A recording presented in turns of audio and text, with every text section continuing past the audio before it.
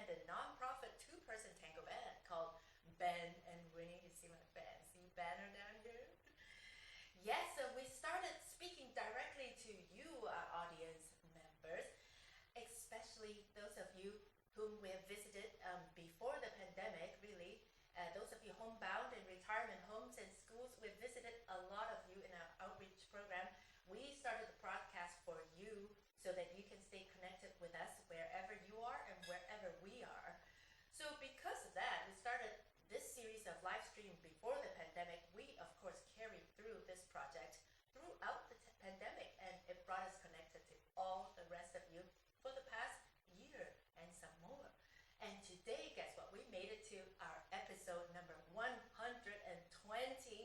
That is amazing. Very proud of you, Ben Bogart. And Bogart is working. He'll be back soon.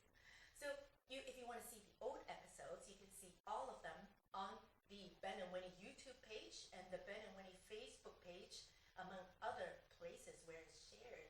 Subscribe and donate. And donate to our fancy website down here to support these free programs for thousands of people to enjoy over the past year, really. That's right, 120 live stream projects, episodes by Ben and Winnie, of Ben and Winnie performing live tango music on the piano and the bandoneon for Ben.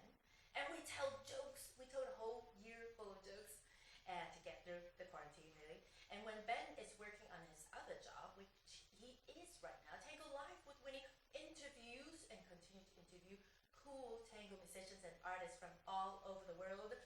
And occasionally, I also perform side by side with them on the piano and on the bandoneon.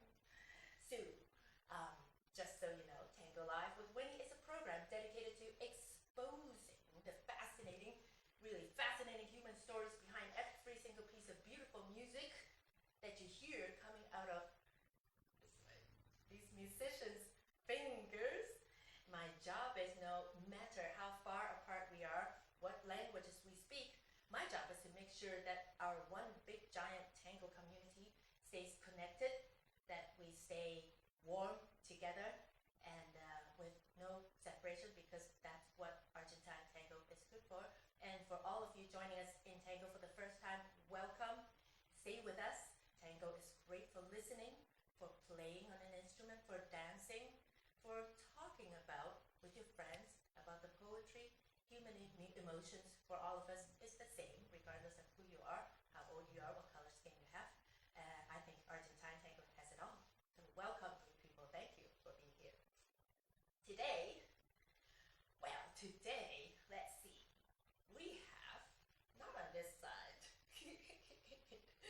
on this side is my tango brother, our compatriot, tango musician from Argentina. I am in the United States right now, so this is my tango brother from the other hemisphere. For him, it is the summer coming. For us, it is the winter coming. I always keep my world perspective at least on two hemispheres to make sure that we're together in one planet, yes? So today, I would like to present to you the person and the work of Pablo Jaurena from Cordoba, Argentina. Welcome, Pablo. Hello, nice to meet you. Hello, everyone. Thank you for being here, Pablo. Before I talk about the amazing work that you do, I think it's best that you introduce yourself musically by playing us a song. Would you like to start by playing a song for us? Okay, I will do it.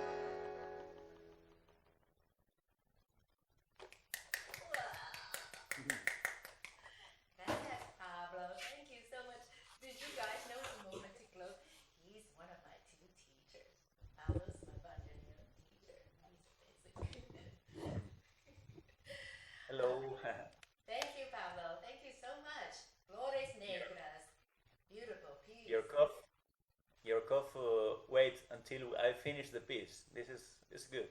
I'm a professional cop, but just a little cold, Yes. guys. Don't worry. Negative COVID test, a lot of them. Don't worry. Well, amazing Pablo, who you have just heard play Flores Negras, bandoneon solo. Composer is Francisco De Caro, arrangement is Maximo Mori. And of course, it was beautiful. Thank you, Pablo. You're welcome. If I may, for all I know, this is what happened to Pablo. Pablo was born and raised and studied bandoneon and other musical topics in Cordoba, Argentina, where he is from. And then he went to the Orquesta Escuela de Tango Emilio Balcarce, which is sort of like the school, the college for tango musicians in Buenos Aires, studied with the famous Julio Pane, among many, many other teachers. And when he's all graduated and all that, he went back to Cordoba, but he didn't go back for long before he was invited to tour and to teach all over the planet. First, he went to direct a tango orchestra in Medellin, in Colombia, did a lot of recordings, a lot of very big works over there. I'll leave it up to you to Google the rest of these details. Then he toured in Ecuador, Peru, Egypt, China, Japan, everywhere, and did, I can't even tell you how many things he did between just 2010 to 2022. Now he is contributing to his community where he was born, back in Cordoba, being the first bandoneon and the director and the teacher of La Típica Siriaco, which is the tango orchestra in his native city of Cordoba, educating the next generation of tango musicians. He's in so many bands, but one that has been with him for a long time is the MJC Trio. It is super cool. Trio. One guy is the wind instrument guy. He does not just play one wind instrument. Saxophone and many other native folklore instruments. You have to look that up yourself.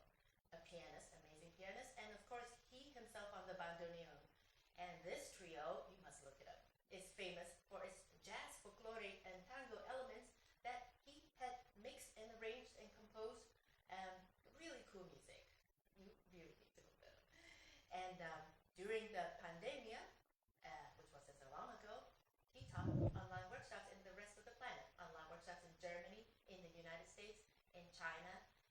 Because of this technology, he technically really was all over the planet in the past 10, 12 years or so. And that is like a really short version of what Pablo did. It couldn't have fit him in half an hour, really couldn't. But anyway, you're amazing. So Pablo, I have a question for you. The first question is, can you take us back to 1980s Cordoba, Argentina? I wasn't there. I would love to hear about what it was like over there, specifically about your grandfather. Is that true that he gave you your first bandoneon? Can you tell us about it? Yes, yes. At first, thank you for that introduction of me. Yes, my grandfather name was Héctor Jaurena. He was son of Basque immigrants in Argentina, and yes, he was a non-professional amateur singer of tango and amateur singer in little small groups, chorus and something like this. And he really loves the tango. And when I said him, Grandpa, I want to maybe I want to play the bandoneon.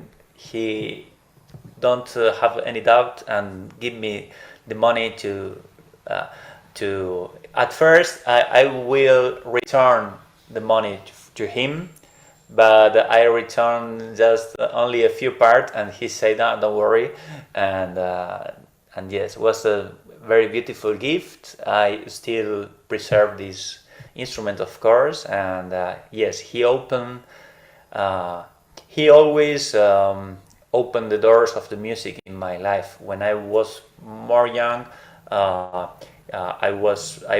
played rock music, and I used to play drums, and he also helped me to buy the first drum, and then I studied piano, and he helped me repairing our piano from my grandmother. She was a pianist, and when I decided to play bandoneon, he supported me with the bandoneon. So he's my big support in the beginning, and he still is a support in my heart inside me. Beautiful. Well, that's beautiful. Can you tell us, were there a lot of people playing tango around that time when you started? Your friends that are about the same age as you? What was the scene like in Cordoba when you were growing up? Yes, but when I started to play tango in my city, I born in a very small city in the Cordoba province. The name is Rio Tercero. The translation is third river, and I born in this city like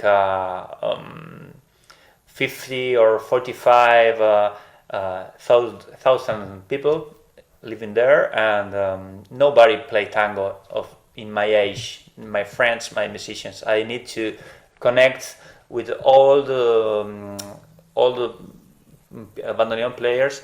You know, now the main part of those old bandoneon players, unfortunately, the more big part of them die.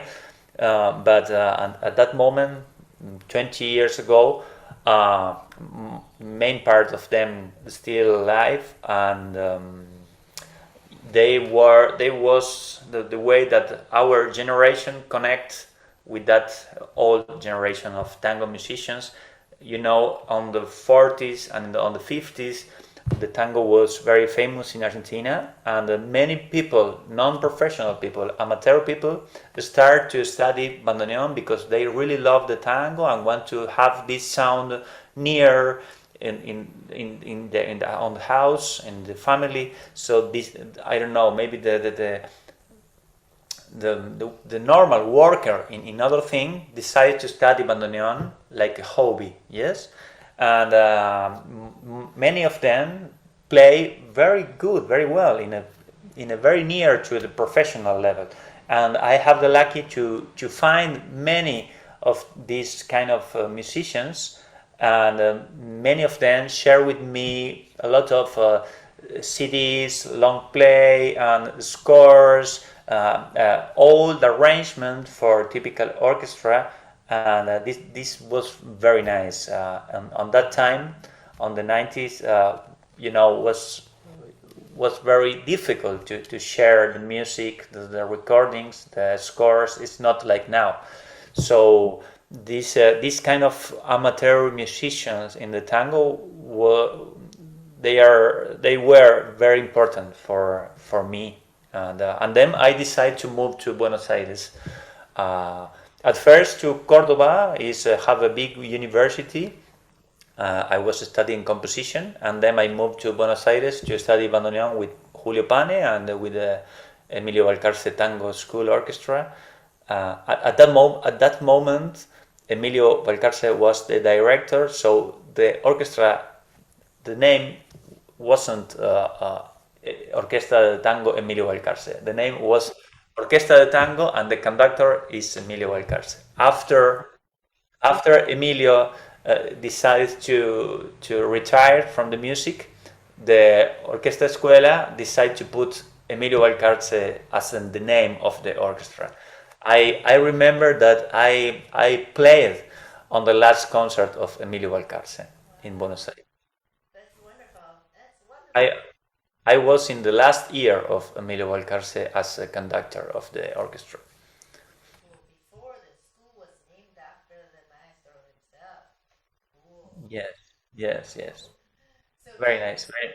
yeah, I wonder if he had heard your band, the MJC Trio, right here in the little cool bar on the bottom. Look it up, guys. It is the coolest mix of jazz, tango, folklore, all mixed up together. You know, when I heard that music, I was thinking, uh-oh, did Pablo get hit by Astor Piazzolla at some point? I wonder if it was a nice encounter or was it a dramatic encounter with Astor Piazzolla's music if he has a story about it. Did Piazzolla's music take you dramatically? Mm, traumatic. When was the first time you heard Piazzolla's music, and did it Yeah. make a very important impression on you? Yes, totally, totally. I think my generations of musicians, of tango musicians, many of us decided to start to pay attention to the tango because Astor Piazzolla influence. Of course, he totally amazed me and impressed me a lot, and he was one of the doors that opened to me the tango world. And yes, because our generation, we when we was child, the tango was not don't have a nice press in the young generations. We all listen to the rock and this kind of popular music, and our parents say the tango is music for old persons, for the grandparents, and we need to kill this idea, and one of the destroy this idea, and one of the persons that permit to destroy this idea was Astor Piazzolla, and from Astor Piazzolla we look to the old the tango history and before him. Yes. Um, yes, totally, definitely, he changed my life and my way to listen to the tango. Super cool. That's a lot deeper than, say, just copying his rhythm and his music and whatnot. It's more like a cultural direction, an artistic Yes. direction that you followed of Piazzolla's work. Yes, of course, it's have no sense to copy the rhythms, the melodies, the harmony. No, no, we need to copy the the the freedom sense that he have, the passion of him working, composing, playing, his musicality, his love for the music. We need to copy this, inspire of this his work. You know, the funniest part is Pablo does so many things. Like I was telling you, exactly the next thing I'm going to show you is what Pablo actually copied from Piazzolla. The fancy word for it is called a transcription. When you transcribe something, you're copying the work of what's recorded on a CD. You hear it, you pick up all the little notes from it, you put it back on the paper, and then you give it to your friends, and then you play it again, you bring it to life again. Of course, it's not the same because it's played by different people 2, 3 decades later, but it is a kind of transcription, a copying that Pablo had just attempted of a very major Piazzolla's work. It is not any copy. You will see. There's this amazing piece by Astor Piazzolla that he had arranged for 4 of the top bandoneonists of his time back in 1970 for Leopoldo Federico, for Rios, for Rodolfo Medeiros, and for, of course, Astor Piazzolla himself. 4 of these amazing players played one song together. As you know, the bandoneon is basically a portable organ. Imagine putting 4 organs together and playing together, the sound of which Pablo has to pick out and then redistribute to 3 of his friends. Pablo, of course, is playing a part. This is called a transcription. This project is the next thing I'm going to talk to you about. Before I continue, I would like to show you a little clip of what this song sounds like. Okay.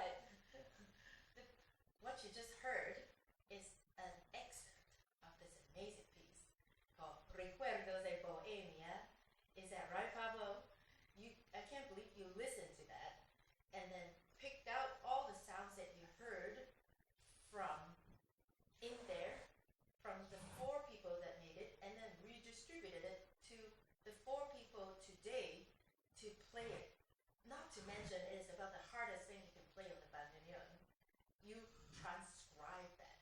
Can you tell us about this project and when can we hear you all play it? Yes, well, this was a little dream that I want to make come true, um, because I heard this arrangement, I don't know, maybe 15 years ago, and I can't believe it when I listened at the first time. I I thought that it was amazing, creative and amazing playing, and the last year I have to say that I start to make transcription. For the first moment I play the first note in the bandoneon. I always find the transcription as a tool to learn, to copy how I can make some chords on the instrument, how I can organize the notes. So I made my first transcriptions from the first day I played the instrument. And of course, I was learning some tricks, some things that can help you to transcribe, and creating some experience. And in the last year in the pandemic was really hard for me because I don't have a space. I Before the pandemic I sell my work studio to buy a house, and before to buy the new house, the pandemic started. So I didn't have a space for work, to study, to play, and I was living with two little babies in one department in a building. So on the mornings I have some time, free time, the only time that I had for work. And one of that mornings I decide to, I don't know why, I listened to this version again, and I decided, well, I want to transcribe this. Now I have some time, and I start to transcribe on the mornings, maybe 1 hour a day. And I don't know, in a week I already finished the transcription. And it was as an exercise to try to understand what Piazzolla wrote on this arrangement. But this year, with the Piazzolla 100th birthday, I asked to some friends and colleagues that I really admire, and asked if they would like to make a recording of this piece with me.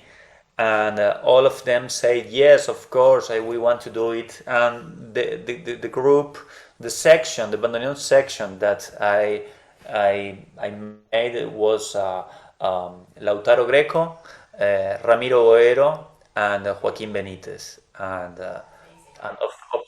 of course me. They are three amazing instrument player. And well, we made the recording 1 month ago, and the recording will have a video also, and the video will be ready maybe in 2 weeks, and you can watch, you will watch the video on the YouTube. Yes, and the other, yes, this, in this link you can watch and listen to our version of this arrangement, because we make the recording with new technology. Maybe in our recording you can listen more details of the arrangement. And another good news is that the score will be available to download free uh, on the Tango Sinfín web page. Will be the score to download if other four crazy players of the bandoneon players around the world want to play this arrangement. Of course, you can do it, and of course, I already study one of the parts, so you can invite me and I can play with you. It truly is amazing. It sounds easy. Pablo just did it. To be able to transcribe something is something you've have been doing for, I don't know, 20, 30 years. It's always a good day to start today for musicians, you out there, to transcribe. You learn so much. do that, did you know there's this amazing trove of treasure in this fancy bar you see down this way here? Tangos in Fin. Search for it on the internet. They have so many free scores of traditional tango, new arrangements of traditional tango, all kinds of all instruments that you probably play for you to download for free, and they're transcribed and arranged by amazing musicians like Pablo. Free for you. Of course, as you know, there's no free lunch, is what I tell my children all the time. For those of you capable and willing, please donate and support. For your donation, they will commission artists like Pablo to continue to arrange and transcribe these scores for all of us to play. So, Yes, of course. This is free, but if you have the chance to pay just a little, is a help for us to continue with this work. Last year, on the pandemic year, we already did I did a series of Aníbal Troilo Orchestra transcription, 7 pieces. They are already on this website in the Tangos in Fin. And for the future, we have a lot of projects about continue transcribing. that's right. And well, we're running out of time here, but before I invite Pablo to play us his last song, I do want to tell you that Pablo just joined this really famous band that are celebrating their 25th year together.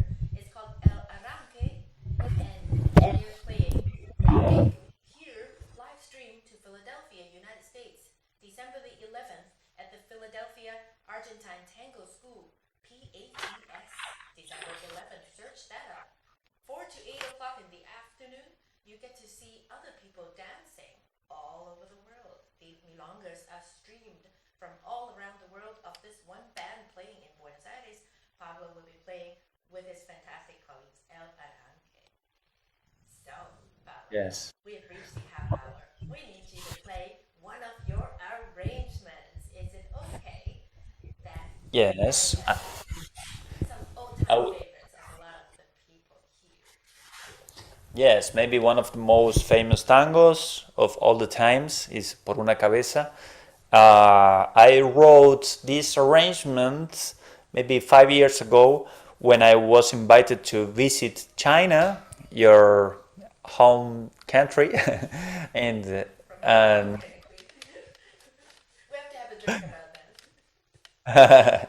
and yes, I did this arrangement, and I already share this arrangement with your community in your Facebook page, and you in my YouTube channel you will find one video of me playing, and I will try to make another version today for you especially.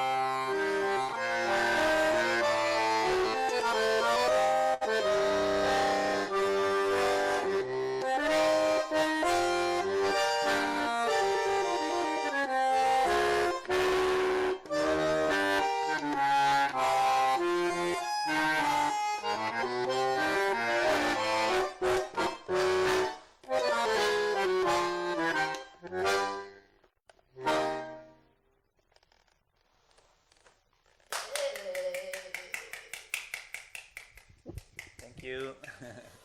Thank you, Thank Pablo. you. Thank you for being with us here. Speak English with us. Your English really is better than mine. I have to like focus on this. I have to pay attention. No, no. One I last am question. always- One last question before we let you go. What advice do you have for beginning bandoneonists like me and many of my friends who have good days and bad days? We always want to give up. It is such a difficult instrument. Any word of wisdom for us? Yes, we need to always remember that the bandoneon is not very friendly at the beginning. So we should we must perseverate, stay studying, and continue. Be patient, and in some moment we will cross the line, and everything will be more easy. This is one of the general advice about the mood that we should have to study the instrument. The other advice, well, I think it's the same as all the instruments. You, my advice is try to find the correct teacher, a good teacher from the beginning, because many people think, no, I am a beginner. It's not necessary to have a big teacher, important teacher, because I am just a beginner.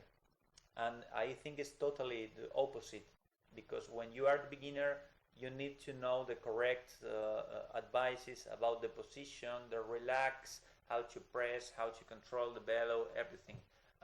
When you have many years studying alone and then you go to the correct teacher will have a very hard work to change all your mistakes, and you yourself, you need to make the change, and this is very difficult.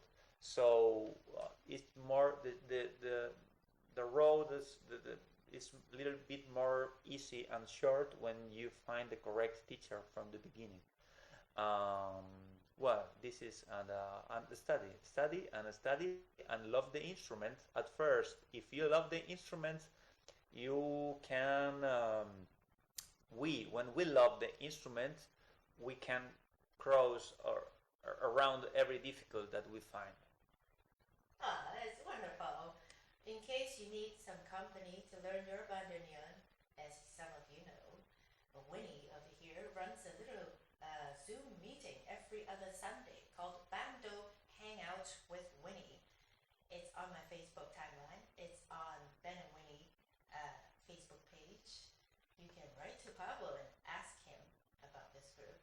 All of you who has a bandoneon at home, you're welcome to join all of us beginning or forever beginning players. We come together and play together every other Sunday.